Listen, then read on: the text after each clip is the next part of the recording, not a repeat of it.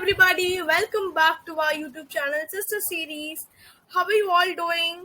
We are great. Today I have come with a story of arrival of Rise and Children from the story Grandparents' Bag of Stories by Sudha Murthy. I love Sudha Murthy's books. I have read this book as my first ever book of Sudha Murthy. So, without any further ado, let us get on to the story. A long time ago, humans could walk on clouds and wander freely in the heaven. One day, here is a mortal named Madhav who became very curious about how gods live in the heaven. Where do they work? What do they do all day? And what do they eat? He wondered. He walked upon the heaven and met many gods. He found that there were several gods for different departments, responsible for different departments in the realm. There was god of water, god of learning, god of courage, god of grains, god of health. But among the others, god of grains, goddess of grains, Annapurna. She fascinated Madhav a lot.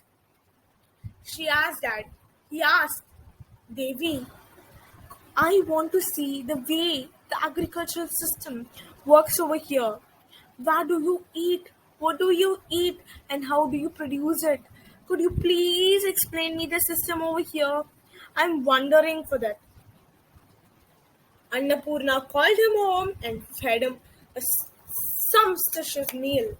And one of the ingredients was a very soft, delicious white food that looked like a grain. I have never seen or eaten this before on my planet. I don't think anyone on earth has either. It is delectable. What is this? He asked. Annapurna replied, This is called rice. All the gods eat rice. It gives energy and mixes with all the vegetables. Madhav, yes, I agree with that. As long as I'm here, I would love to eat this every day, he said earnestly. The goddess smiled. Of course, Madhav, why not? Eat as much as you desire. And the next day, Madhav asked her, How is rice grown here? Will you please show me the process? Since he was really keen to know, Annapurna took him to the rice fields to show how the bed was prepared, how the seeds were sown, how the water was retained, and how it was replanted during the different stages of its growth. We all know that we all could have studied in our lessons, right? If you see class 8 and class 7, in these two grades in biology, we will be studying. So these process, the goddess explained Mata. It was such a beautiful sight to look at. After that, the goddess showed him how to harvest from grain to rice. There were a variety of pounding styles of each style and had a different name. Rice emerged from the pounded grain, which was then ready to cook for a meal. Madhav spent a few days in the heaven and asked for the goddess permission to go back to earth. During his last dinner, he thought of his wife, of his parents, of his children, of his sibling, of his village people. Then he thought to his mind that I want everybody to have this taste magic of rice at least once their lifetime. Even it's just one teaspoon. I'm afraid to ask the goddess. She's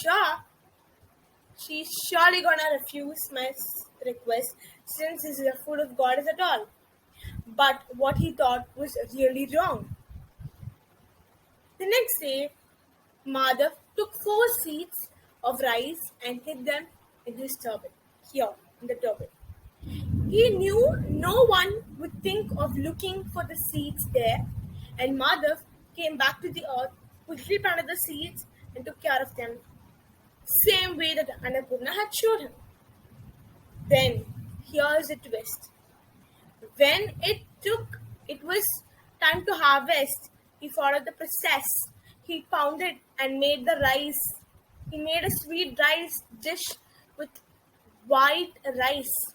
Then he closed his eyes and first offered it to the goddess of grains.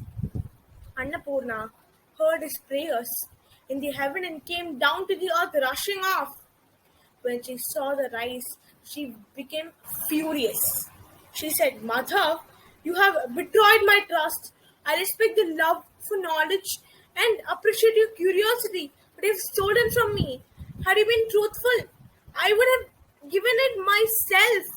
If you have come and asked me, you must be punished to be a thief. Then Mother touched her feet and apologized. Mother, I did this because of my insecurity. Please forgive me. You all are your children, and I wanted to share the taste of rice with others too. It was not about my selfishness. Moreover, I also shared the knowledge of growing rice with others. This is so much better than what we eat. It makes us energetic too. Wouldn't you like your children to have this? Please, I request you to pardon me. Annapurna sighed. I cannot agree with that. I know that your intentions are good. Now that the rice is here on the earth too, I will always send a sign when it was a right time to sow seeds. I will wash my hair in the heaven and I will push my head back. The wet hair will fall on my back and the water will flow down as rain to the earth. And that will be the best time for the humans to sow the seeds. The only punishment that I can give you is that no mortal will be allowed to so to come freely to the heaven and more anymore. They will be allowed to do so only after they discard the body after they do. So from this what you guys can understand. There is no moral here, but we can understand the arrival of rice from the heaven to the earth. So I hope you all loved the story. So we'll meet you in another video with a freshly content. Until then, this is Vasuda signing off. Bye bye. See you all.